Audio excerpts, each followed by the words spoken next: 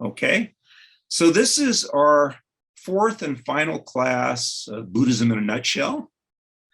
And we're covering, in this class, we cover all of Buddhism. And the class is ostensibly geared toward beginners. So we try to make sure that we define all our terminology and explain things as simply and as carefully as possible. But it's also actually a course that many experienced Buddhists also find very helpful, because in a very short time in this course, it used to be 10 hours, but now it's 6 hours. So in 6 hours, we cover the full scope of Buddhism. So it gives people a chance to see the big picture, which I think is interesting for a lot of people, because most of the time you take courses and you learn about this aspect or you learn about that aspect. And many people really like it when you can sort of put it all together and see the whole broad sweep of it all at one go.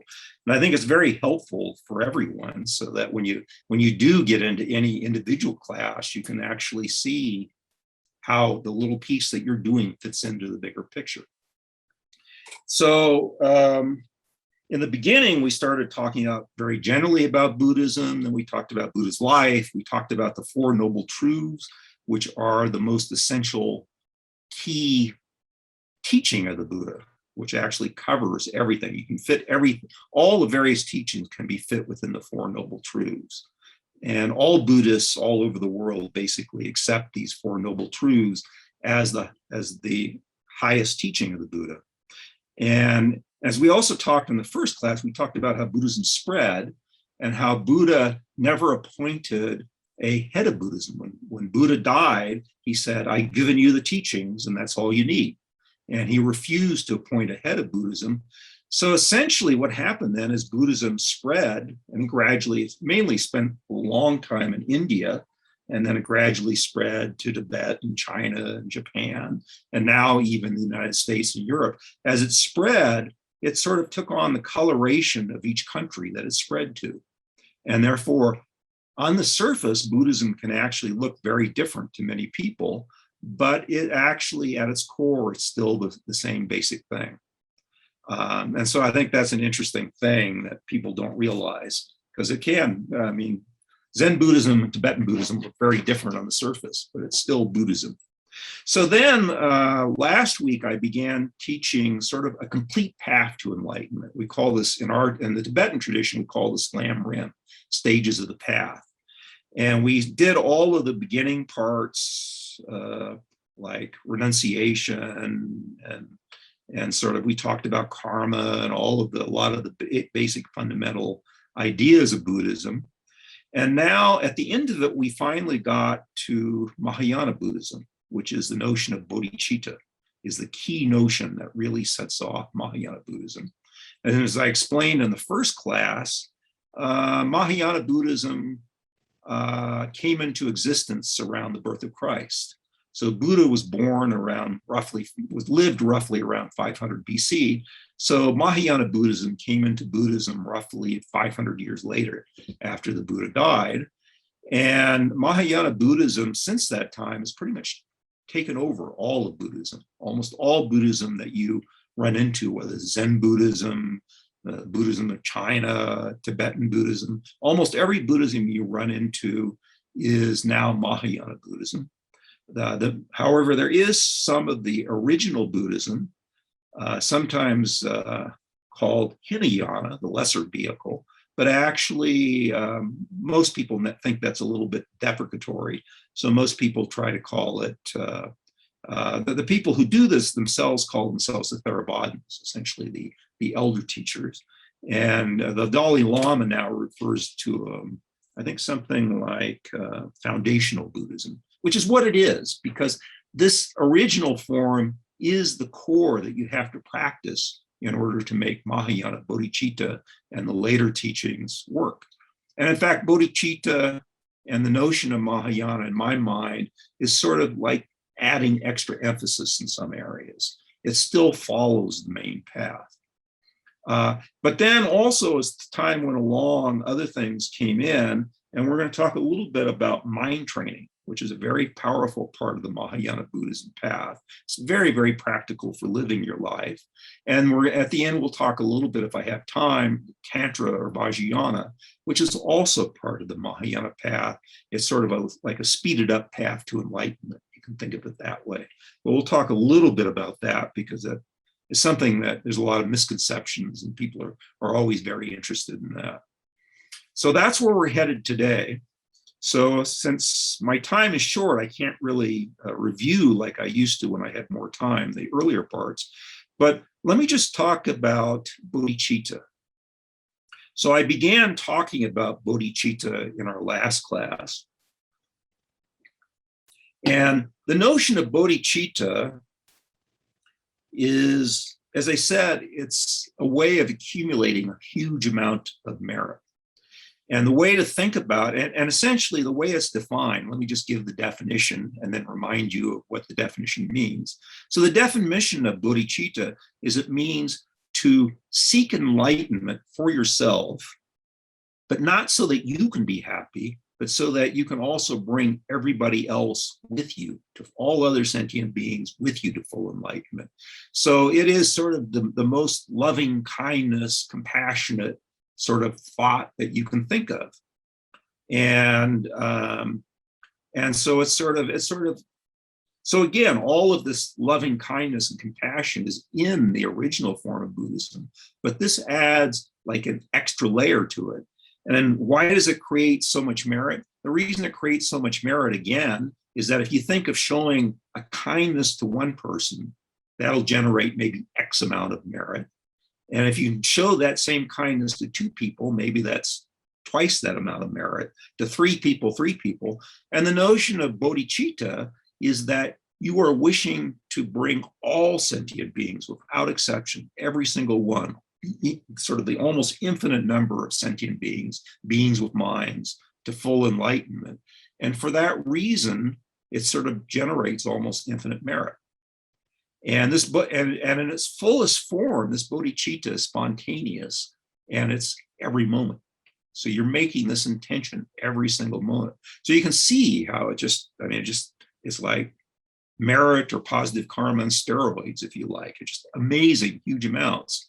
And essentially, as I said before, in the earliest form of Buddhism, the main idea was to be liberated from samsara, to get out of the sort of normal world that we're in, because in the normal world that we're in, everything is caused by change. Everything involves change, cause and effect. And there's no way you can be permanently happy in a world that's constantly changing. So the only way to be permanently happy is to get out of samsara, and that's called liberation from samsara. And that's possible because the Buddha said he himself did it. But then in the Mahayana form of Buddhism, we want to go one step further and achieve the same spiritual power that the original Buddha Shakyamuni had, which means to become a fully enlightened Buddha. And even at the time that Buddha was alive, people recognized that there was a difference between him and other of his followers that achieved liberation from samsara. The Buddha was a much more powerful spiritual being. And essentially the idea is that to create, to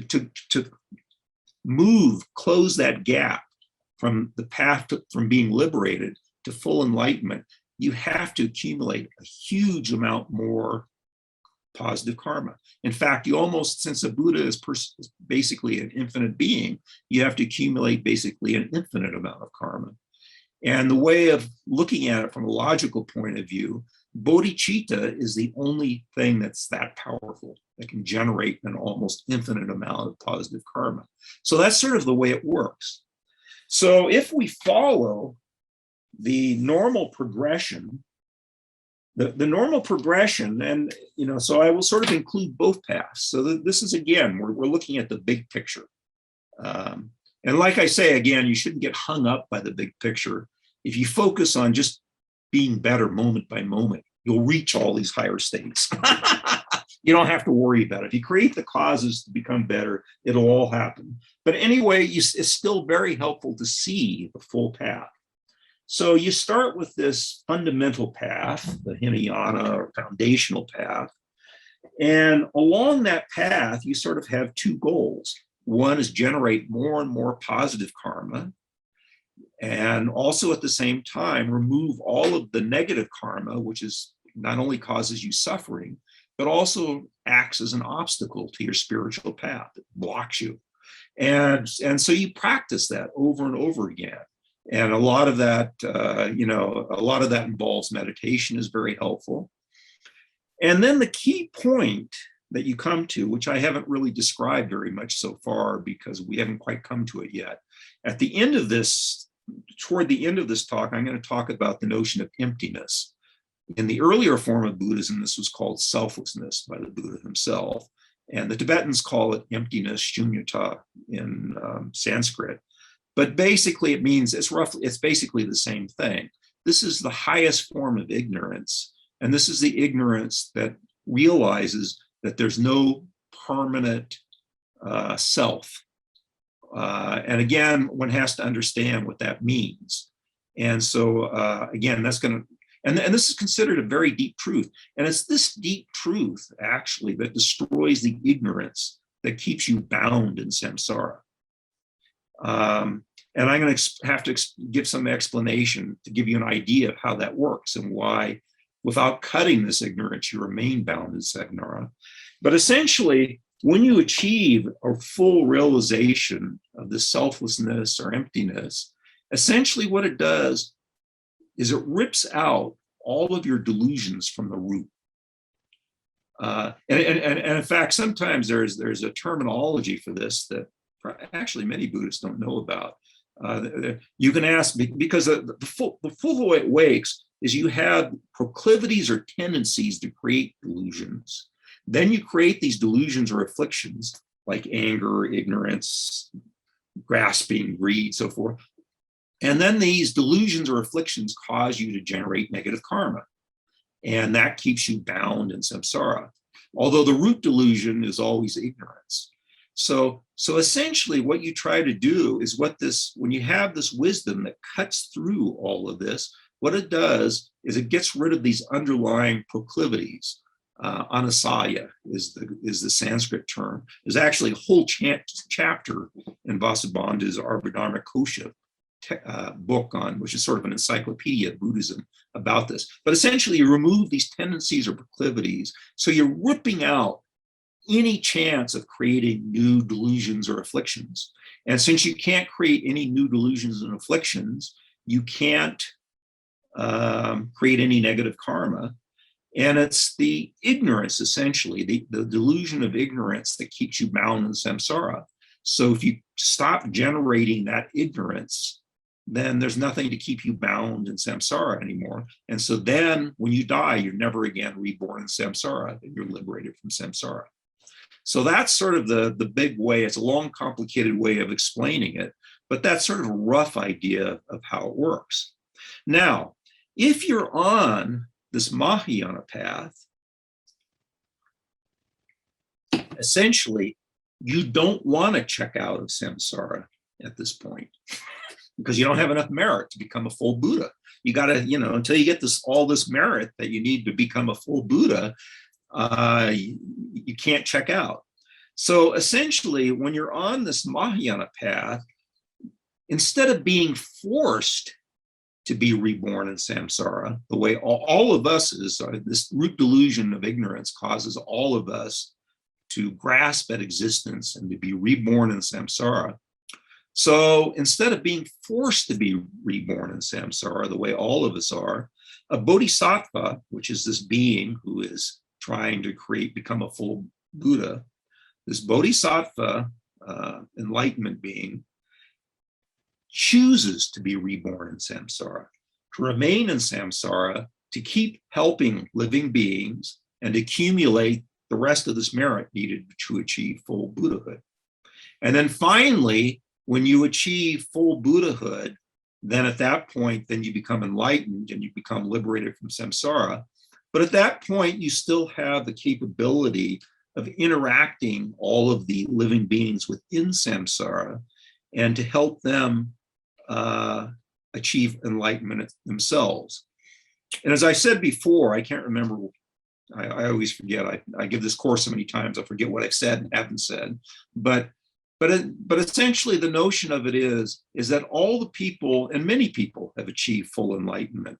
All of these beings who have achieved full enlightenment, who have left samsara but are still fully enlightened and are still working to help people achieve themselves, escape samsara and achieve full enlightenment. All of the, you can say, well, if all of these Buddhas who are nearly infinite beings are helping us and trying to help us, all of us, every sentient being at every moment, how come we're not enlightened? And as I explained before, this is because essentially it's our own minds that block us. It's our own grasping at existence, grasping at at these sort of sense of permanent self that keeps us bound. So we are locking ourselves in samsara. And so the best thing the Buddhas can do is actually to give us teachings and show us the path so that we can unbind ourselves from samsara. And the Buddhas supposedly are pouring down blessings upon all of us at every minute. And the reason why it doesn't work, and the reason why we're not enlightened, is because we block those blessings. And there's a very beautiful picture that's often given of this. And that picture says, imagine that the Buddhas is the sun pouring down rays of sunlight upon us. And we're living in a little house. And in the little house that we're living in, we're inside, we close all the windows, we close all the doors, and it's completely dark. And so when we're doing that, we're blocking these rays of sun. And so we're not receiving the benefit of all the Buddha's blessings. And so the way out is we need to throw open the windows, throw open the doors, and if we can, even walk outside so we receive all of these blessings. And that's why in the Tibetan Buddhism and a lot of the Mahayana Buddhism, it's actually said it's very beneficial to request the Buddhas for help, because that's how we open ourselves up to these blessings, to these positivities.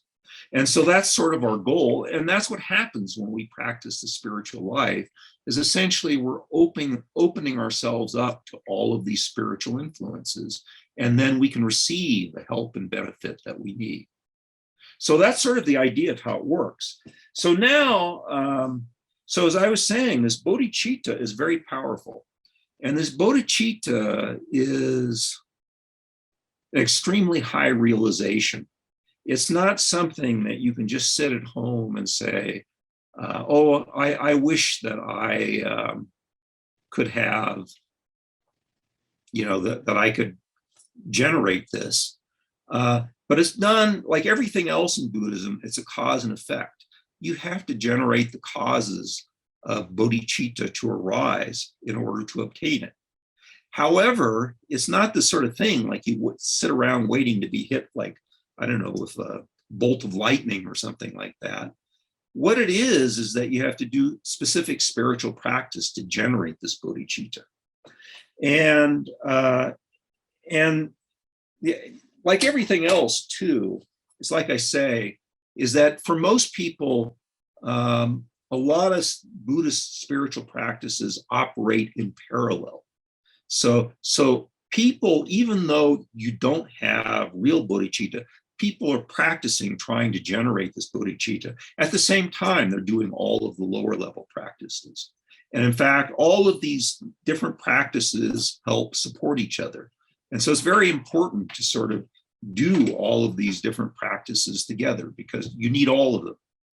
And the more you can reduce your delusions or afflictions, the faster it is to generate all of these bodhicitta things. And the more sort of artificial, I'm going to talk about artificial bodhicitta you generate before you can do the real thing, you gain huge amounts of merit from that, which also helps you, again, reduce all your delusions and afflictions. So all of these things work together. And so now what I'm going to talk about next is how do you do this? And there's going to be two processes. There's two main paths in the Tibetan path for generating bodhicitta. But let me just stop here and just see if there's any questions, if I've sort of confused you. I guess I'm confused.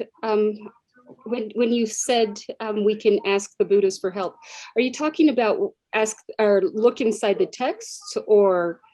Oh, okay, good. That's a very good question. Yeah, it's, you know, there are different, yeah, that's a really excellent question.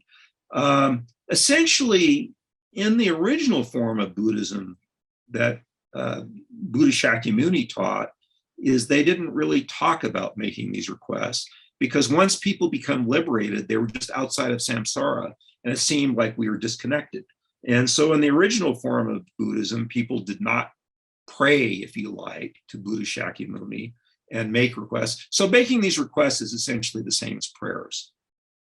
And in the Mahayana form, they do generate prayers. And you can think of prayers as basically requests. It's a way of making a connection to these enlightened beings who have left samsara and are living outside of samsara. So we can still connect to them. And one of the ways we can connect to them is by making these sort of prayers or aspirations or requests to them. And so in the Mahayana Buddhism, there are many prayers that there's, especially in the Tibetan form, there's a huge amount of religious ceremony where you do make these requests. And so you do make these prayers. And there's specific types of Buddhas. Again, I have such little time, I can't describe it all. But especially in the Tibetan form of Buddhism, you have, like, Tara is a female enlightened being. So many women really connect strongly with her and make prayers and requests for her to help them in any sort of difficulty they're in. And there is, Manjushri is the Buddha of wisdom, and people who want to gain spiritual realizations, understand the text better, often make prayers and requests to Manjushri for help in understanding the texts of Buddhism and so forth. And there's so there's many different forms of, there's Avalokiteshvara, who's the goddess of compassion, which is sort of the main Buddha that the Tibetans connect to. And in fact, it's said that the Dalai Lama is sort of a manifestation of this Buddha and so forth, the Buddha of compassion. And so many people do mantra recitation in Tibet, Om Mani Padme Hum, to Avalokiteshvara and so forth. So yeah, so it's a little bit tricky. It's hard to describe all of this. So thank you so much for asking that question. That's a really good question. Okay, so let's go ahead then and talk about how do you generate bodhicitta. And actually, it's very helpful to go through this process of generating bodhicitta, because it sort of explains bodhicitta more, and you get a better idea of what it really means as you go through the process of generating it. So in the beginning stage, what you have to do, so bodhicitta involves this strong compassion, the wish to remove the suffering of all sentient beings. But you just can't jump to that. You have to build up to it gradually, because it's too big a leap for most of us. And so the way you build up to it is, again, very, very gradually, just so slowly. And the first way, which I think is the most detailed way, and it's the simplest way, it's most helpful for beginners, is called sevenfold cause and effect. The second way I'm going to talk about is equalizing and exchanging self with others. And I think that's helpful, more helpful for people who have had prior lives practicing Buddhism and who sort of come into this life, in a sense, because of their prior lives with a lot of karma to advance rapidly. And so then they can jump into the second method so they can progress more quickly. But for beginners, the sevenfold cause and effect is the way of just very slowly, step by tiny step, developing bodhicitta. And so the first thing you have to do is to develop bodhicitta is, again, we're going to generate these positive feelings toward all sentient beings. But the first thing to do is just develop equanimity. And so that's making everybody equal. So you have to develop this mind where you don't look at people as enemies, some people as enemies, and some people as friends, but you sort of see all sentient beings are just people who want happiness and don't want to suffer. They're all like us, so we're all the same. And there's no reason why, I should gain some benefit at your expense or vice versa. So the first thing is just to put us all, to develop this notion of equanimity, sort of looking at everybody the same way, realizing that all of us have this history of karma. Some people have had problems in their former lives. They developed a lot of bad habits. They may do certain things, but they're not intrinsically bad or terrible people, but they just have had these bad habits. But they are essentially, at their core, they're exactly the same as us. And the same way with your friends and your loved ones, and trying to put everybody all at the same level. So equanimity is the first step. And then the next step after that is a very peculiar one. And this is sort of a trick, if you like, but it's, in a way, it's not a trick. It's actually real. So I will just say it first, and then we'll talk about it. It's the way it's said is remembering that all living beings are our mothers. So if that doesn't blow your mind, so if you've never heard that before, it usually blows people's minds. So they say, what? Everybody's been our mother? And the logical explanation for this is that according to Buddha, he could never see the beginning of any of our lives. So we've had countless lives. So if we've had countless lives, each time we've lived, we've had a mother. And you ask, where are all those mothers? Well, they have to be all the other sentient beings. So everyone around you, if you've had an infinite number of lifetimes, all these other infinite beings at one time or another has been your mother, maybe multiple times. And we're going to be going to thinking about the next step is remembering the kindness of all these mother sentient beings. And this is, if you like, is a way of being able to generate love toward all other sentient beings. And one way of thinking about it is think, if your mother is alive, you can remember the kindness that she did, taking care of you, bringing you up. Some people don't have good mothers, but we've all had good mothers in previous lives, and we all know what a good mother is like. So you can think that this person, any living being that you see at one time has been your mother. It might have been like a billion lives ago, but it has been your mother. And one of those lives she must have been a good mother. So the first step is just thinking of all other sentient beings as having been our mother at one point or another, and having been a really good mother.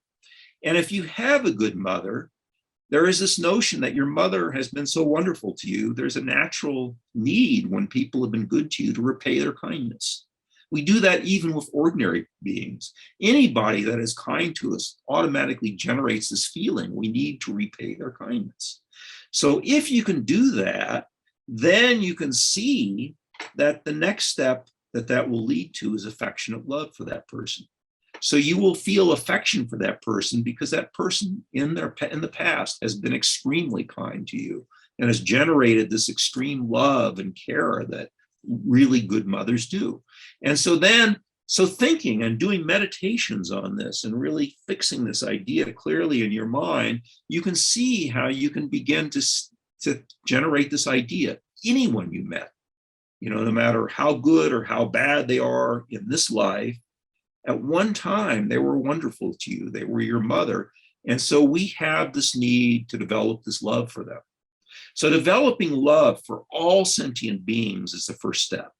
And again, like in everything, we always start with the people closest to us. We try to generate love for, our dear ones. You extend it out to your friends, to the people that are sort of neutral. And eventually, when you achieve higher realizations, you actually feel love, even for your enemies or your ostensible enemies. I mean, as we'll talk about when we talk about emptiness, there is no real true enemies. There's just people who are acting maybe negatively toward you or have some bad habits.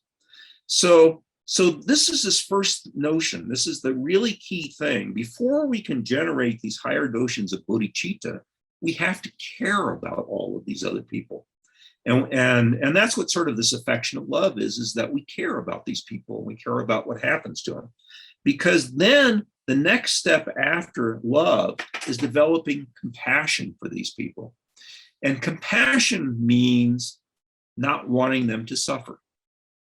And if you think about it, if you have children or grandchildren, spouses, parents, people that you good friends that you love, if you really care about somebody, you don't want them to suffer. If you really love or have affection for somebody, to you, I mean, most people will go, parents go to extremes to protect their children from suffering. And so it's that notion. That's why we have to develop this affection or caring about a person first, because we go from there to being able to wish them not to suffer. And then you have to generalize that so it applies to every single sentient being without exception. Everybody. So you can't have people, oh, well, I don't want this person to suffer, but that person is my enemy and I could care less. You can't go there. It has to be, for developing bodhicitta, it has to be every single being without exception. And that's called great compassion. So when you reach every single being, even insects and animals, that's called great compassion. And then the next critical step, and this is the critical step that I think really distinguishes bodhicitta from sort of all of the other all Buddhists sort of have love and compassion for people. But the critical step in bodhicitta is this next one, and it's called superior intention. So this is the point where you developed the intention that you can't stand it that all these people are suffering. And in fact, it's so unbearable to you that you're determined to do something about it. So this absolute determination to do something about it is the critical step that is really the powerhouse of bodhicitta. Because once you make that superior intention, then you are absolutely determined to help every sentient being remove their suffering, which means to achieve liberation from samsara and hopefully even full enlightenment. So then the question becomes, how do you do that? And if you think about it, for most of us, we might be able to help a few people in our neighborhood or in the city where we live or something like that. But our goal is all sentient beings. And if you think about it very carefully, you think, well, how can you reach so many people? And one way of doing that is sort of by thinking about it as by analogy. If you look at a deeply spiritual person, like, for example, the Dalai Lama, you can see the Dalai Lama touches thousands, millions of people all around the earth. And you begin to understand that only a very, very deeply spiritual person can actually have such a positive influence in such a large number of people. So then you start developing this notion, oh, I have to become a very high level spiritual person. And then you ask yourself, well, how can I take this for this nearly infinite number of beings? And finally, you realize that to do that, you yourself have to become a nearly infinite being or an infinite being, which is a fully enlightened Buddha. So again, following this progression, you can see that you're ineluctably led to this notion. You have to become a fully enlightened being yourself. It's the only way that you can reduce or do the best you can to reduce all of this nearly infinite amount of suffering from so many beings. And so that's how bodhicitta works, is you gradually work up to this point where you can't bear to see any single living being suffering. And so then you become absolutely determined to become a fully enlightened Buddha so that you can help all these beings. And then when you finally achieve this realization that's spontaneous, so it just comes out to you. You can't help yourself. It just happens automatically. Every single moment you're alive, this is all you think about it. This is your great wish, is to become fully enlightened, to actually reduce the suffering of every living sentient being. That's when you have full bodhicitta. And like I say, it's a very, very high level achievement. But once you get this achievement, then from there, you can quickly achieve enormous, almost infinite amounts of merit, and you can quickly stamp out all of your delusions or afflictions, and then you can rapidly go the rest of the way to full enlightenment. And this high level achievement usually also, I mean, one thing I don't have time to go into all the details. I mean, there are whole courses on this that last many, many months, but usually it requires, most people that follow this path also require some very deep level meditations, usually requiring a deep level meditation called shamatha. And that in itself is a really huge step forward. And usually you achieve shamatha first, and then after that you have this really powerful focused mind that you've developed through meditation, which then has the power to push you through to complete bodhicitta. Now, along the way, before you achieve that complete bodhicitta, you're trying to develop all of these minds. You're doing all of these meditations to practice these 7 steps. And while you're doing all of that, you have what's known as aspiring bodhicitta, meaning that you're hoping to accomplish bodhicitta. And sometimes we say you're generating artificial bodhicitta because it's not real bodhicitta. Real bodhicitta is the spontaneous bodhicitta that happens to you day and night. But sort of this wish, this sort of developing these sort of intentions, or sort of like almost pretending that you have these minds, that's what sort of artificial bodhicitta is. And even this artificial bodhicitta generates huge amounts of positive karma and so forth, because it still is an extremely compassionate mind, basically. And so that's how the 7-fold thing goes. So let me just stop here for questions before I go into the other way.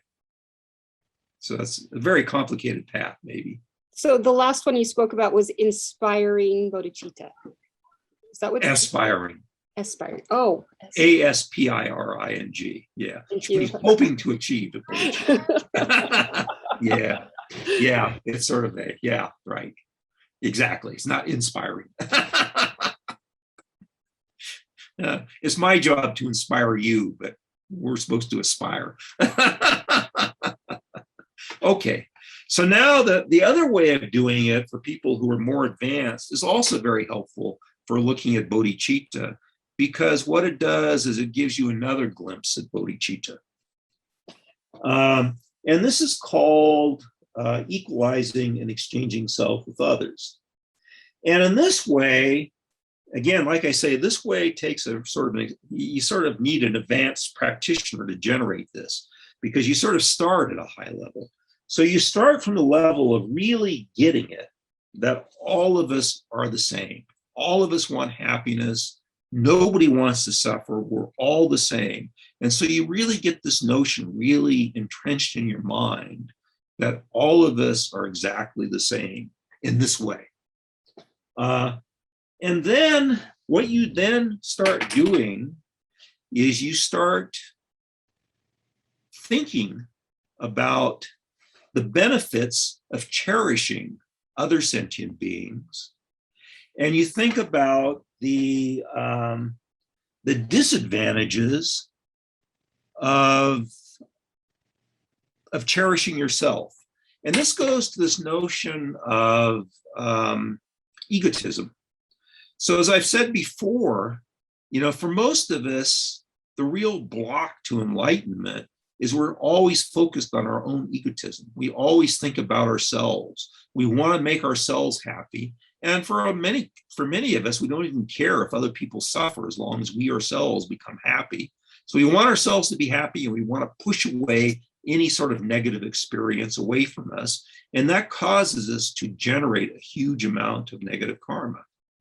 And for that reason, if you start thinking about that very strongly, you start seeing how bad this is, how this self-cherishing just leads to your own suffering. And then on the opposite side, you see that whenever you think about benefiting somebody else, caring about them, trying to reduce their suffering, being good to them, generates huge amount of positive karma or merit, you can see that it's going to lead to future states of happiness for yourself. And as you really begin to understand this and see this very clear, then you sort of get this idea, oh, if I really want to be happy, I actually need to think more about others than I think about myself. And it's this sort of strange irony. It seems very ironic that to make ourselves happy and to achieve all of these great states of bliss, the best way to do it is to think about others' happiness instead of our own. But it really works. And as I mentioned before, this other sort of a practice of just running around and people that you see in the street saying, I wish that you were happy and I hope that you never experience any suffering. You can see the pleasure that brings you if you just practice that. And if you practice that, you begin to understand why cherishing others actually is a wonderful feeling. It actually brings great happiness to you. And then once you realize that, which again, for most people is a pretty high level realization, once you realize that, then you develop this notion of, and here's the key one for this one, exchanging self with others. So exchanging self with others doesn't mean literally exchanging. It's not like walk in somebody else's shoes or you become me or I become you. But what it really means is this notion of cherishing others rather than yourself. And the way to think about it is like this. Our normal inclination, if we haven't had any sort of spiritual practice, our normal inclination is to cherish ourselves. It just naturally comes to us. We all care about ourselves. We don't have to work on that. It's not a spiritual accomplishment. That just comes naturally. So when we talk about exchanging self with others, you imagine taking this other person over there and plopping him in your place. So instead of cherishing yourself the way you normally do, you cherish them. So that's what the exchange is. It's sort of a mental, imaginative thing of switching your object of cherishing from yourself to other people. And using that, you then use that. Once you cherish all of these other sentient beings, then the rest of it follows through. Then at that point, you develop this notion of not being, of course, if you cherish them, that's a form of affectionate love. And therefore, you naturally develop this wish for them not to suffer. So you develop compassion, and then it becomes great compassion, and then it becomes full bodhicitta. So it's a faster path, but you're sort of jumping over a bunch of the smaller steps, if you like. But it's useful because it gets you into this notion of cherishing others, which is so powerful.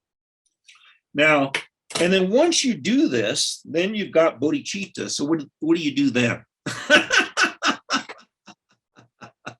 So then what you do in this practice is you practice what's called the 6 perfections. And these 6 perfections are generosity, morality, patience, joyous effort, concentration or meditation, and wisdom. And if you think about it, when you actually look, again, I've got so little time to cover everything, I can't go into detail about this, but if you think about it, all of these things are obvious things that you want to do. If you care about every other person, every other sentient being, if you're compassionate to it, you'll naturally want to give them things. Again, you care about them. You want to give them whatever helps them. And it can be material things, it can be spiritual teachings, whatever helps them. That's, you care, you do that automatically if you have bodhicitta. The other thing too, morality. Morality means non-harming, trying to benefit people.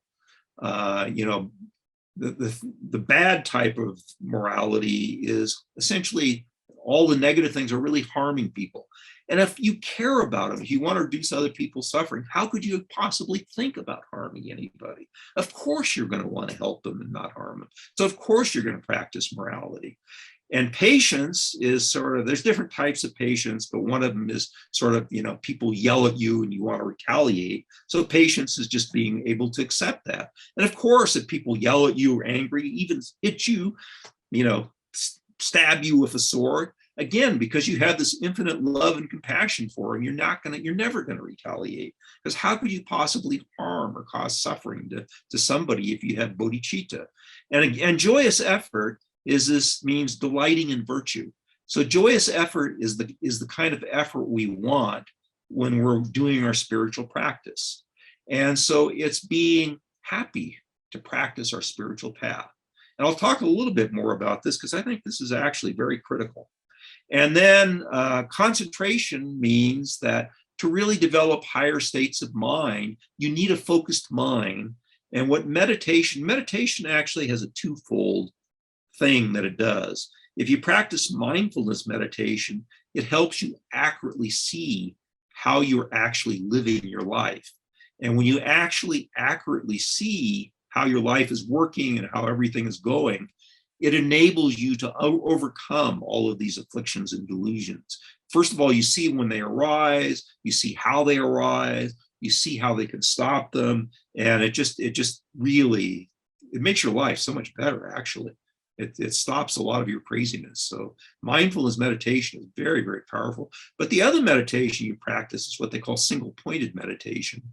And this is a way that's often done in association with the breathing, but it's done where you learn to focus your mind on a single object, and essentially you can focus forever, days. The really super guys can actually sit and they have to tell themselves how to come out of meditation, because they can literally go on almost forever. But once you have that powerful single-pointed mind, you can then turn that on any object, especially spiritual objects or your lives, and you can intensely understand it. And what you need to particularly understand is this notion of selflessness or emptiness. And when you have this laser-like, super narrow, tight beam of concentrated mind, you can penetrate any subject you focus on very deeply. And so you can use this deep concentration to develop this powerful mind that develops where you actually make a breakthrough to selflessness or emptiness, which then enables you to become liberated from samsara and so forth. And so that's when you develop, that's the final stage, is developing wisdom. So that's what the six perfections are. But the other thing too that I think is useful to think about is, for us, it's a little hard to think about just wandering around and wanting to help other people. Because everybody says, oh, I'm going to get burned out if I try to do that, or, how is that possible? But the key thing, what makes it possible, is this notion of joy. What you have to realize, it's like this little practice I gave you about wishing people you meet in the street to be happy. It generates joy on inside yourself. And this notion of bodhicitta is so powerful that you're just, bliss is just pouring out of you. And for you as a bodhisattva, the notion of actually helping somebody generates this enormous mind of bliss. It's so joyful. And so you just want to help people. And the more you help people or benefit them, the more joyful you become, the more blissful you become. And so actually, if you generate this mind of bodhicitta, it's not hard at all to spontaneously want to help people day and night, because it just, it's like it's the most blissful thing you can do. And in a sense, this notion of joy actually goes through all of our spiritual practice. We want all of our spiritual practice to be joyful and happy. And in fact, one of the original things that attracted me to Buddhism is I kept seeing all these Buddhist monks, and they were always laughing and happy. And I compared those to, priests and other things and other religions who seemed always so serious and whatever. And you look at the Dalai Lama, he will break out laughing at any moment. I mean, the Dalai Lama may be engaged in some of the most powerful, deepest religious ceremony. He'll screw up and break out laughing at himself, and that is really, it actually is an important thing. I mean, it seems like just a wonderful thing, but it actually is powerful in your spiritual practice, because that sort of joy and happiness actually encourages you to practice. And so it's sort of, that they often talk about that when you're learning about Buddhism, studying or doing spiritual practices or meditation, you always want to develop this joyful mind, because it's so encouraging. And it makes, if you can sit down and be happy to do spiritual practice, think of how easy it is to do spiritual practice. So this happiness actually is a powerful motivator. And so it's actually a goal for all of us to develop this sort of joyous effort. And in fact, all of these 6 perfections of a bodhisattva is what all of us should be doing in our spiritual practice. We should be doing all of these things, not as well as a bodhisattva, but all of us should be trying to develop this generous mind, because this generous mind is a mind of cherishing others. It helps us on our path. Morality, none of us should want to harm any other living being. We should always want to benefit and help other people, even people who are nasty to us. And patience, why would we want to harm somebody? And part of it too is it just makes your life wonderful. For this thing of patience, there's actually one small practice that I've been working on recently, and that's over the last year or a couple of years. And that's sort of a smaller practice of patience, which again, you don't even have to be Buddhist to do, but think about doing this. Think about whenever you're annoyed. So anybody annoys you in any little way, you try not to be annoyed. It's quite interesting. It's a very interesting idea. And it's hard to do because annoyance just pops up spontaneously. But, if you really think about it, being annoyed is a painful state of mind. It's not a pleasant state of mind. So you can ask yourself, why do I want to have all of these painful states of mind? And whenever anybody annoys us, it generates all of these negative, painful states of mind. So if you could stop it, just think your life is immediately better. So, and it also does other wonderful things, anybody you're around, suddenly they like you more because you're not annoyed at them all the time. And it's just a very interesting practice. And again, it takes time because, in the beginning, what happens is somebody does something and you just spontaneously become annoyed like you always do. But then you start thinking, oh, I don't want to do that. That's painful. I want to stop that. So in the beginning, you always catch it afterwards. And then if you keep paying attention, it's a form of mindfulness, if you like. Eventually, you start developing this thing where you see it happening as it's happening, and then you say, okay, I'm going to stop it right here and now. I've become annoyed, but I'm not going to go any further. I'm going to stop it here. And so it's a path of progress. But anyway, it's just a very interesting way. But it's a type of patience, if you like. It's one way to develop patience. The other thing, which is quite interesting, is it's said that whenever you experience anything negative, if it's too late, there's nothing you can do about it, you get that negative experience, that's caused by some form of negative karma in your past ripening. But it's said that if you can practice patience under those circumstances, that essentially you wipe out that negative karma. Because some karmic things can have multiple effects. They can hit you multiple times. But if you can practice real patience, it actually sort of finishes off that karma. It absolutely wipes it out. And that one particular negative karma will never affect you ever again in the future. It's gone completely. So that's actually one good reason to practice patience. So it's quite interesting. But so anyway, and all of these other things, it's very good. Meditation is very powerful, helpful. And essentially all of us want to develop wisdom. And I'm going to come to that. Okay, so now let me switch to another aspect, a specific type of Mahayana training called, it can be called mind training, it can be called Lojong, it can be called Tonglen, which are these various Tibetan terms for it. But basically, this is this is not a separate practice outside of the Mahayana path, but it's sort of special techniques that some Mahayanas have developed that are extremely helpful in day-to-day living. And I don't have time to really talk about it much. I'll just talk about two aspects. One aspect involves the notion of trying to transform all difficulties onto the path. So what do I mean by that? So that's a lot of words. So the idea behind that is these Mahayanas were saying, most of the time we go off and we do some specific spiritual practice. Maybe we'll have a special meditation time, or maybe we'll have a specific time when we go to a teaching or we read some Buddhist text. But that only affects, if that's all we're doing is practicing Buddhism for these very, just very short amounts of time. The vast majority of our time is non-Buddhist practice or non-spiritual practice.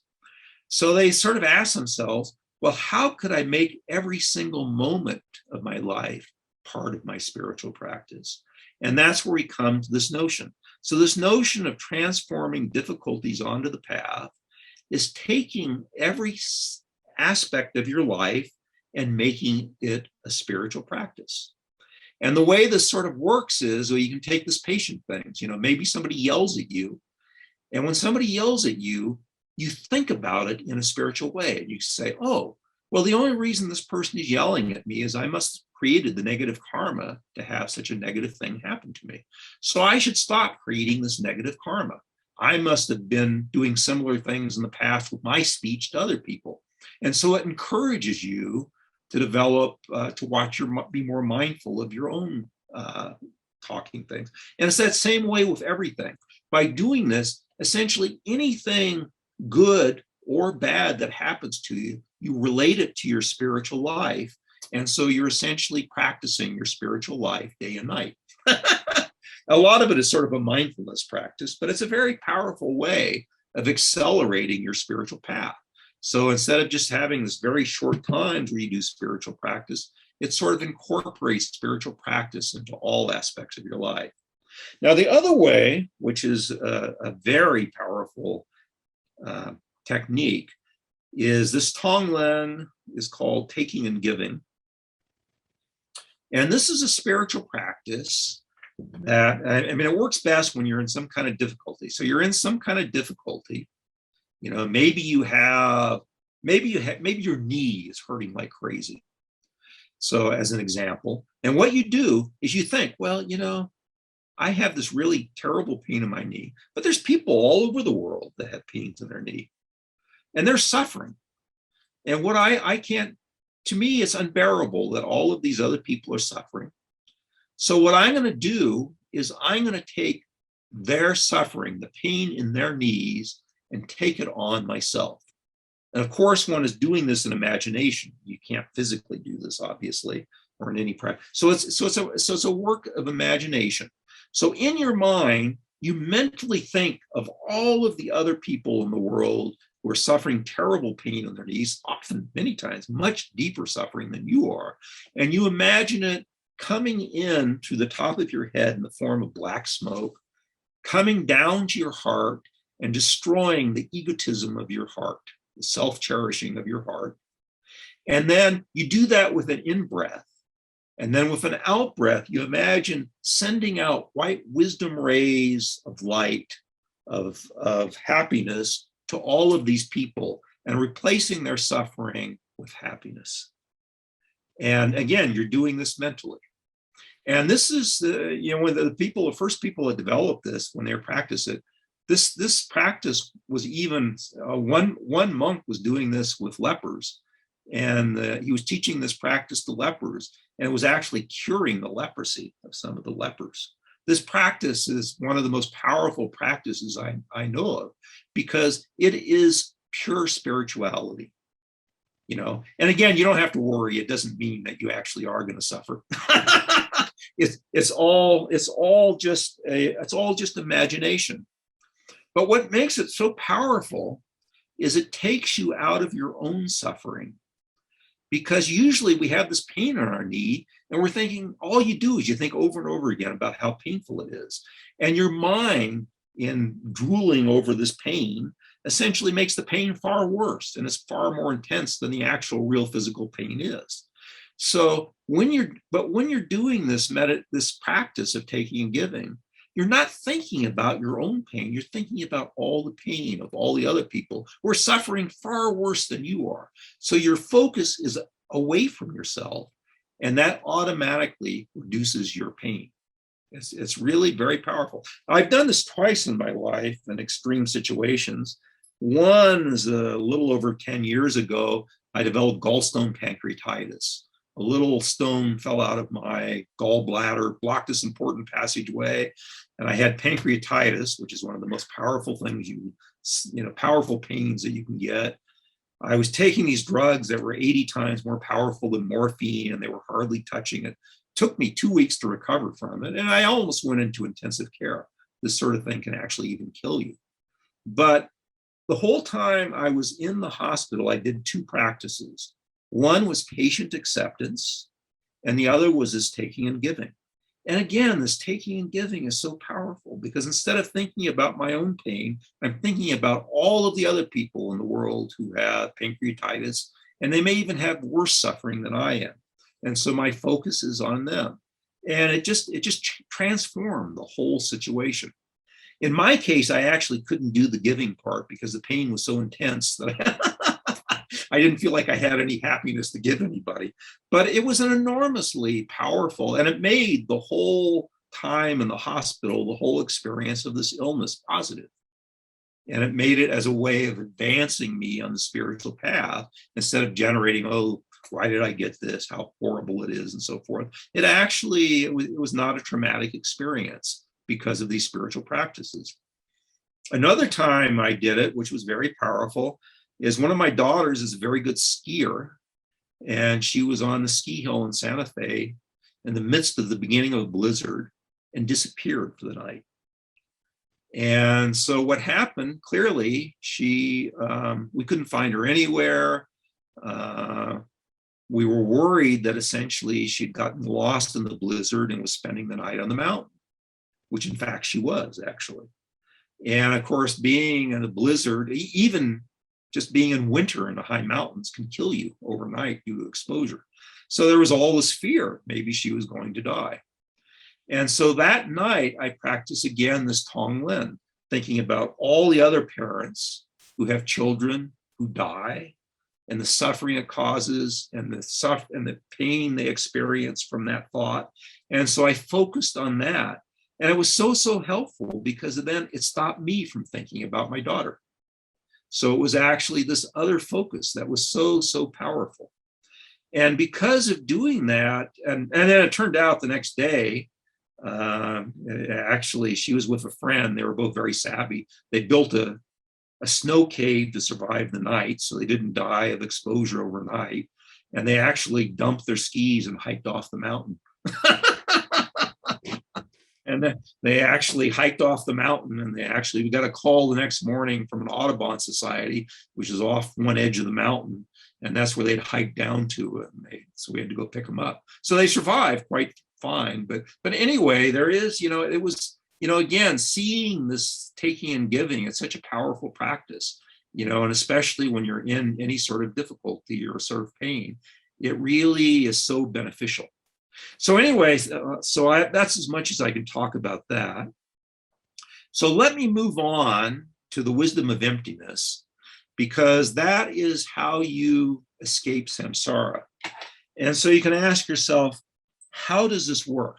So this is a way of actually seeing the real world the way it is. And one thing that's really helpful in doing this is to actually understand that if you can think about impermanence, it really is an enormous help in understanding emptiness.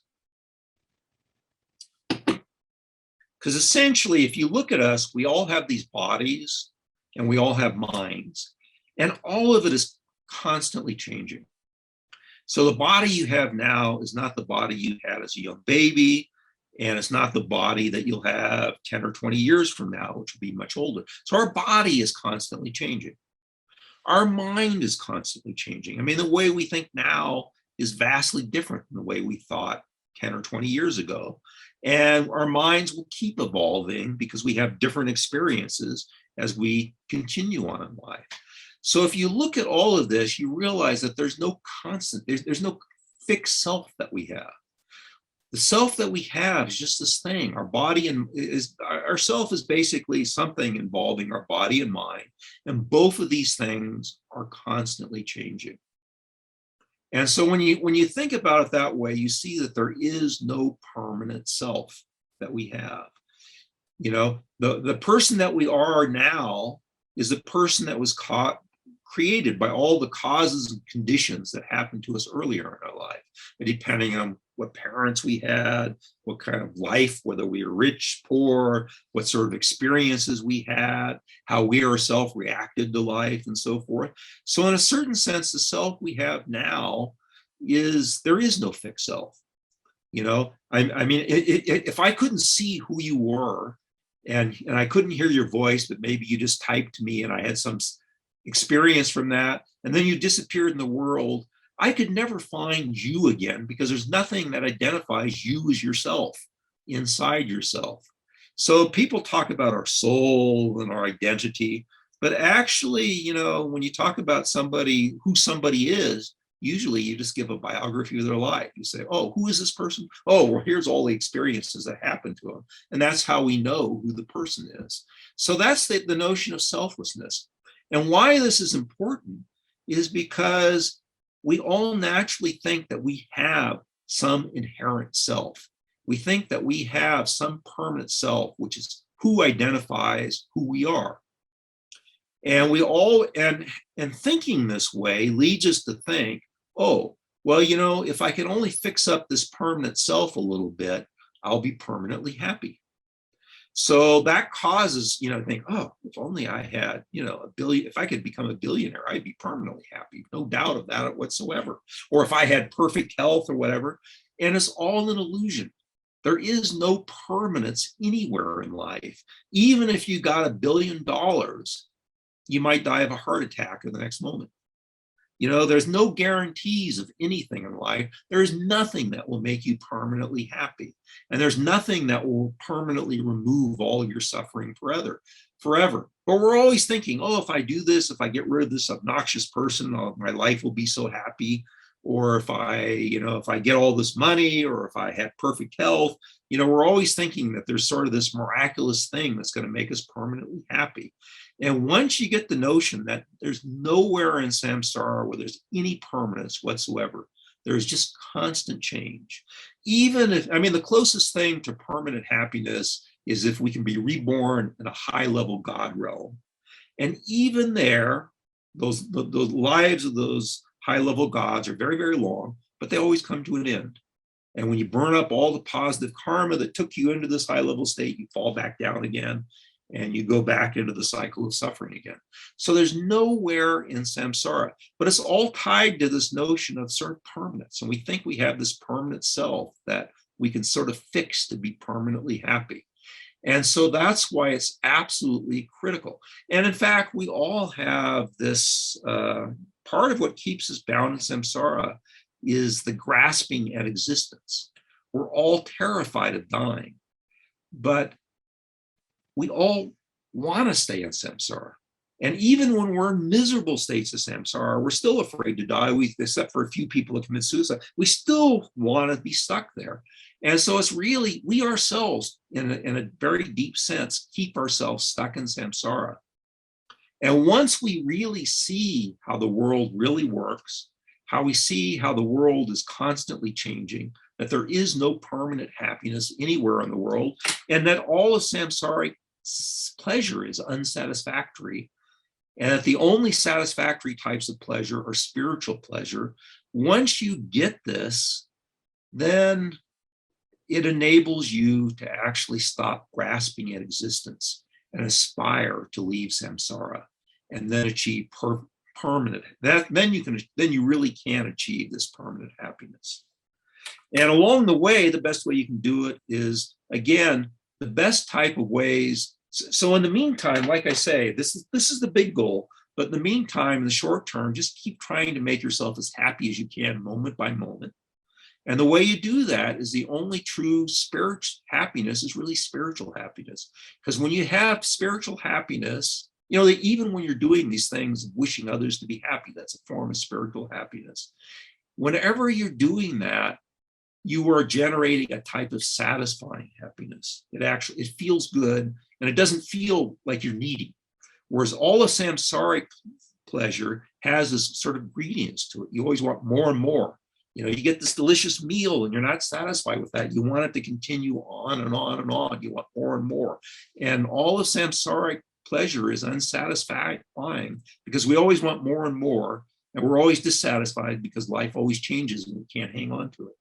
Whereas spiritual pleasure is actually extremely pleasurable. And actually at higher, the Buddha said that actually the closest you can get to nirvana is actually very deep levels of concentration, the single pointed concentration. In meditation, you can generate very high states of bliss. And in fact, what happens in these very high levels of meditation is the bliss actually stops being gross bliss and actually refines and becomes very, very refined. And it actually comes closer to something like equanimity. But it's actually far more blissful, actually, even though it's not gross bliss. It becomes this very subtle thing. It becomes subtler and subtler, and actually a deeper and deeper satisfaction, and actually a deeper happiness, even though we don't have words to describe it. It's quite interesting. So what happens in these final stages of path? Let me just describe it very quickly. So I described the earlier stages of path where, if you're on the Mahayana path, you keep going until you generate spontaneous bodhicitta. And then for anyone, whether to leave samsara, you have to generate this mind, you have to develop this wisdom that cuts through our delusions and uproots them at their root. And then when you achieve that, when you never generate a negative delusion or a negative piece of karma again, at that point, you're liberated from samsara. On the bodhisattva path, you still choose to be reborn in samsara. You accumulate the necessary merit to become a full Buddha, and then you can leave samsara as a fully enlightened Buddha. How you achieve these higher level paths in the Mahayana path is we actually talk about 5 higher paths. And these are for people that are very close to Buddhahood. So these are things we aspire to, but it's good just to know that they exist. So what happens is on the higher path, you have 5 paths called the path of accumulation, path of preparation, path of seeing, path of meditation, and path of no more learning, which is full Buddhahood. So the 5th path actually isn't a path, it's the final result, fully enlightened Buddhahood. So to get to the path of accumulation, normally you need to develop this higher level type of meditation called shamatha, which is extraordinarily blissful. When you have this kind of very deep meditation, you can actually sort of almost meditate forever. And it's very blissful. Your body feels absolutely wonderful. For old people, it actually sounds very delightful. Gets rid of all your aches and pains. But anyway, it comes with this sort of physical bliss. And it's sort of it's a real realization. You get closer and closer to it, and then you have it. It's this very powerful meditation. Then you usually use that to develop spontaneous bodhicitta. And then when you develop this spontaneous bodhicitta, then on the Mahayana path, that puts you on this very high level path of accumulation. And it's called path of accumulation because at that point, you just start generating merit and more merit. And then at some point, while you're doing this, you're using these very deep meditations to also meditate on emptiness. And at some point, there's a special, again, spiritual realization transition that's called special insight, which is, and what you actually, at the same time, you achieve a union of the shamatha kama abiding with special insight. And again, it's like a special transformation. It's like you develop this very powerful wisdom at that point, and it's conjoined with this very deep single-pointed meditation. So it enables you to investigate things very deeply. So normally, if you're have single-pointed concentration, you can only focus on one thing and another. But when you have the special insight, you can simultaneously keep a single-pointed focus while still investigating things. And what you investigate is emptiness or selflessness. And then you hit the real transition, which is called the path of seeing, where you get a direct realization of emptiness, where it's this type of spiritual seeing where you can directly see emptiness with your spiritual mind. You can see directly that the whole world is empty of inherent existence or selfless. And it's not, it's almost like in the same way we can see the hand in front of our face with this type of spiritual seeing. You directly see that everything in the world has emptiness or selflessness. And when you achieve that, then you're at this then at that point, you're at this super high level.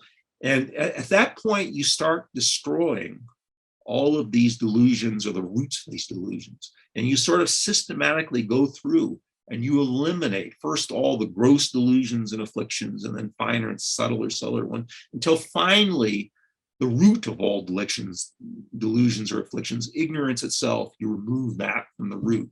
And at that point, you actually have liberation from samsara. And, but again, you keep meditating and you achieve, after a while, you achieve, again, it's too complicated to explain, but you achieve a higher level called the path of meditation, where now you're getting really close. So you've gotten rid of sort of all of your main delusions, but now you focus on these very, very subtle things, the things that are blocking you from full Buddhahood. So when you're on this path of meditation, you're refining all of these very subtle things that are blocking you from Buddhahood. And then finally, you've removed all of them and you become a fully enlightened Buddha. So that's how the path works, on the very, very highest levels. And it's just interesting that that's how it works. So, okay. So I've got just a few minutes left. And again, I have to sort of compress everything. I usually like to talk about a lot more things, but I have to do everything in a short time. So I'm just going to talk a little bit about Tantra of Ajiana, because almost everybody hears about these things and are very curious about it. And again, these things are this is part of the Mahayana path. And you can think about it as in the same way that mind training is just sort of like a special practice among all of the practices you can do in Mahayana Buddhism. So this Vagina or Tantric path, people use both names. I'm not sure why, but Vagina means Vajra vehicle. It's the Sanskrit term, I guess. But anyway, both terms mean the same thing. And this is a special practice within Mahayana Buddhism. And one way they talk about it is they say it's the quick path to enlightenment, because it's a way of accelerating your path, your spiritual path. This is like your path on steroids. It's this huge acceleration. So it's said that Tantric or Vajrayana Buddhism really doesn't work unless you have a bodhicitta motivation. So people, even though they don't have full spontaneous bodhicitta, so most of us, when we practice this, we have, 99.9% of us have aspiring bodhicitta. So we're working on our bodhicitta when we do that. And it's said that for this Tantric or Vajrayana path to work, you need a bodhicitta motivation. And so it's essential to work on your bodhicitta, because you really need that.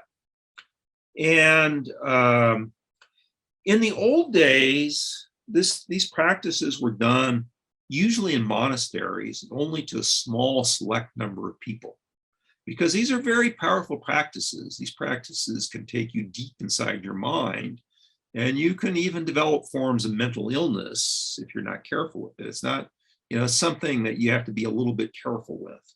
You need an empowerment in order to do this practice.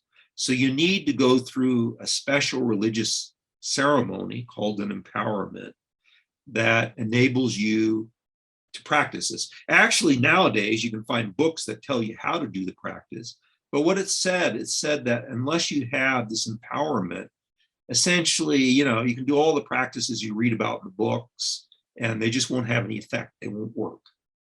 So for the practice you need sort of an imprint on your mental continuum to practice this. So you need this tantric empowerment to practice this. And so you have to usually go someplace to get these. They can be given. There are different levels of tantric or Vagina practice. There are actually 4 different levels of tantric or Vagina practice, which are called, the lowest level is action tantra. I can't see where I've got it. Oh, here it is. Action tantra is the lowest form. Performance is higher. Yoga is higher. And the highest of all is highest yoga tantra. And if you have highest yoga tantra, then if you have a higher form, you can practice all the lower forms. In practice, I've only seen 2 of these levels given. Action tantra is often given. We've often even given that at our own center. Some things you can do various things involving Avalokiteshvara or Tara or some Manjushri can be action tantras. And that's sort of the lower form of tantra, and that's given very commonly. The highest form is called highest yoga tantra, and that usually involves special tantric deities, sometimes called yidams. And typical ones are Vajrayogini, Haruka. There's a whole special subset. And you can take different types of tantric empowerments depending on which of these things you have. And they're just different practices, and they've been developed by different people. And depending on which practice you do, you do the practice for that type of tantra that you get. And so that's what, so that's sort of how one does it. And so the highest yoga tantric, though, like I say, and originally it was given by maybe a very deeply spiritual monk, just to the very closest of his disciples. But now sometimes Dalai Lama or maybe other people sometimes give it to thousands of people. So it's very possible for any ordinary person to find out where these things are being given out at any given time and to go there. There was one person in our center, I think they went to Paris to get a tantric empowerment, I think from the Dalai Lama. Of course, getting one from the Dalai Lama is more special, but many other high-level monks give these tantric empowerments. So you can find these things and get and develop this. And doing tantric practice, of course, is a very much more involved practice. It usually involves daily practices, special commitments that you take. It comes in 2 forms. The 2 forms, they sometimes call it the 2 attainments of Tantra, are generation stage and completion stage. And the generation stage is sort of the beginning stage. And this is a stage where you visualize yourself as the tantric deity. So if it's Vajrayogini, who's a female tantric deity, you imagine yourself, and these are intense. So these are practices where you intensely imagine yourself as that actual Buddha. And sort of the idea of it, where you get this acceleration, is by imagining yourself to become this Buddha, it means that you have to act exactly as a real Buddha would. So you have to have compassion, kindness, generosity. And so you try to so intensely imagine yourself as this Buddha that you actually live like a real Buddha would, having the same sorts of feelings and intentions and so forth. So sometimes they say, and this involves notions, you also need notions of emptiness to practice Buddhism. So you can sort of ask yourself, well, if I'm acting as a Buddha, am I a Buddha? Well, not quite, but it's an interesting question. But anyway, so this generation stage is sort of developing this sort of identification of yourself as a Buddha. And of course, if you start actually developing the types of compassions and minds that are closer to what a real Buddha would, of course, you're generating an enormous amount of merit and so forth. And of course, you're naturally dampening down your delusions. The next stage is harder to describe. This is completion stage. And this is where it sort of becomes very mystic. And it's said that in Tantric or Vagina path, you actually need a lot of faith. And I think the reason why you need a lot of faith is you do a lot of sort of mystical, esoteric things. And you start talking about winds, channels, knots, sort of like the spiritual body that lives inside your main body. And you do meditations. It's called the subtle body and mind. And you do meditations on these things. And again, you, in the beginning, you just sort of have to trust that they work, because, and eventually, as you do these various practices, you start to develop very deep spiritual practices, and you delve into very deep parts of your mind, which is why these things can be a little bit dangerous from a psychic point of view, because sometimes people even bring up sort of deep things from inside their mind. And so when you're developing, so in Tantric Buddhism, especially when you're at very high levels of Tantric or Vagina path, it's very, very helpful to actually have a guru to guide you through that. Because a lot of these things involve various subtleties, and you can become stuck at various stages of these things. So it's very helpful to have somebody that you can talk to who can say, oh, you think you've achieved full enlightenment, but you really have just this sort of low-level achievement, things like that. So anyway, there's, you know, I can't really talk much more about that because it's just involves a very complicated thing, but at least it sort of gives you at least a little bit of feeling of how this works. The other thing too that happens in the Tantric thing is they actually talk about different levels of mind in Tantric Buddhism.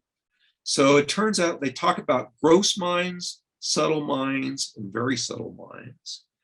And it's said that the gross mind is our ordinary mind, the mind that we live with, all of us live with pretty much every moment of our life. The subtle mind that you do experience is the mind of sleep. So that's called to be a subtle mind, is your sleeping mind. But there's also a very subtle mind. And usually that very subtle mind for ordinary people only basically comes out at the moment of death. And essentially what happens when you die is your gross mind absorbs into your subtle mind absorbs into this very subtle mind, which appears very briefly. And then at the next moment, you start your next moment of rebirth. And in the Tibetan Buddhism practice, we talk about a bardo, that you go to an intermediate state. And so you're reborn as a bardo being. And in the Tibetan tradition, they say you can be in the bardo for a maximum of 49 days. You can live a maximum of 7 days as a bardo being, and then you can be reborn again as a bardo being. And you can do that a maximum of 7 times. And somewhere in there, it can happen immediately or it can happen at the end of 49 days, is you're being reborn as another sentient being. And each time you go through any death process, this is when you experience this very subtle mind. But in Tantric or Vajrayana practice, there are ways of which, again, working with these very subtle channels and knots, that you can actually sometimes access these very subtle minds. And you can learn to sort of recognize these very deep levels of mind. And that's extremely useful, because then when you die, what happens to most of this very subtle mind blips out and then it's gone. We never even see it. We don't even know it's there. But if you train in this tantric path, you actually recognize it. So when you die, you can access this very subtle mind. And this very subtle mind is the most powerful mind that you can have. And you can use that to meditate on emptiness.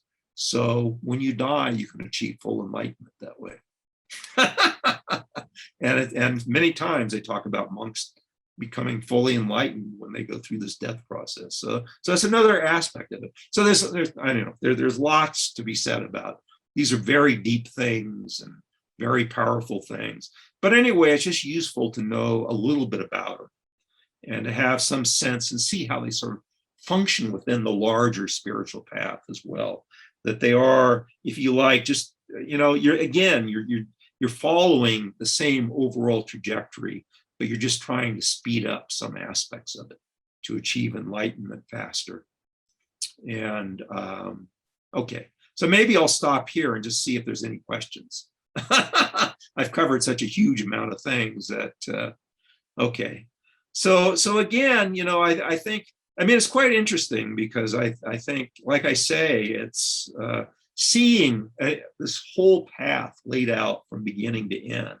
And all of this stuff, like I say, all of the teachings are embedded in the Four Noble Truths, because, you know, when you're talking about understanding, you know, you have the truth of suffering, the truth that there's a cause of suffering, which is delusions or afflictions, the truth that you can actually cease, it's possible to achieve nirvana, to escape them, and there's a path to it. You know, even things like this Vagina path is just part of that path to achieving the full cessation. So in a certain sense, everything is embedded within the Four Noble Truths.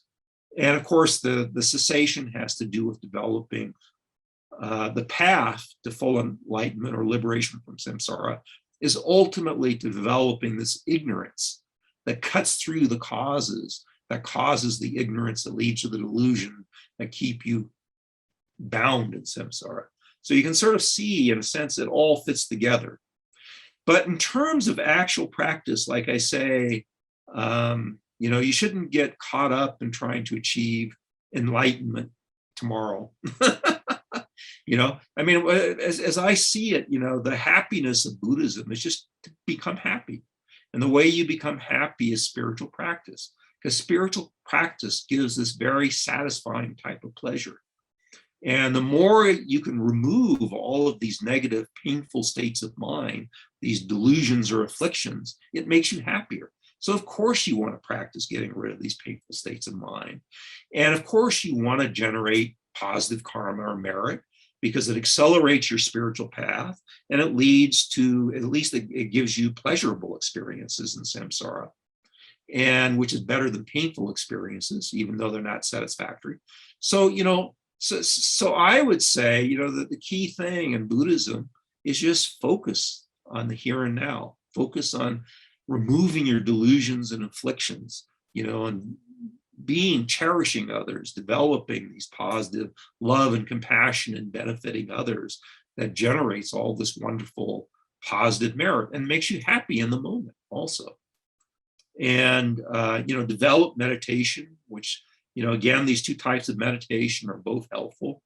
And, you know, study Buddhism. You know, I find it a delight to read about and study Buddhism. I do it every day. And to me, it's a wonderful thing. It makes me happy to do that, because I see how helpful all of these things are. And there is something, like I say, there is something wonderful about any spiritual practice that is a very satisfying pleasure. And I think, you know, sometimes people get so, you know, tight about all of this, so, you know, wanting it so badly that they actually make it very painful. But Buddhism should be enjoyable as you're practicing it. You know, it should not be, and again, you practice slowly. You know, you don't make these big jumps. You know, none of us can have this universal compassion right off the bat. So in Buddhism, the most important thing is always to practice wherever you are at that moment. You know, you work on the things that can help you, and you don't have to worry about it. If you work on the things that you need right now, all of the rest will come to you. And in fact, you will generate, you know, as you're doing this practice, you will generate the positive karma that will provide everything you need. If you need a guru and you're doing spiritual practice, that guru, I can guarantee you, will appear, because you're creating the causes and conditions to generate help along your spiritual path by practicing your spiritual path. So, you know, there's all these people that say, oh, until I get this perfect guru, I can't do any spiritual. No, you don't. All you need to do is focus on whatever you can do at this moment, and focus on the things that help you the most. And you don't have to worry about it or become anxious. It'll all work out. If you take care of the present moment, the future will all work for itself, at least. And so that's my goal. I always focus on the moment. So maybe 1 billion years from now, I'll become enlightened. Okay, so let me just stop here. Are there any final questions? Anything? Okay. Well, thank you all for joining. And I'll see you again, hopefully sometime around the center. Thank you so much. See you. Bye.